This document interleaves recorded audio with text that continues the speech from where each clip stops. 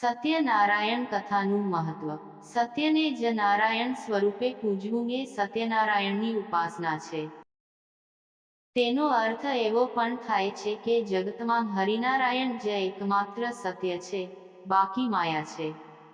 સત્યમાં જ સમગ્ર વિશ્વ સમાયેલું છે. સત્યના સહારે જ ભગવાન શિવ પૃથ્વીને ધારણ કરે છે.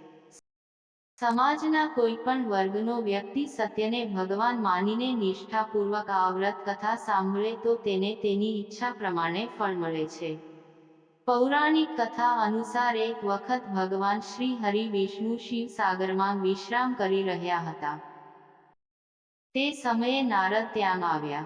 નારદને જોઈને ભગવાન વિષ્ણુએ તેમને પૂછ્યું, હે મહર્ષિ, તમારા આવવાનો હેતુ શું છે?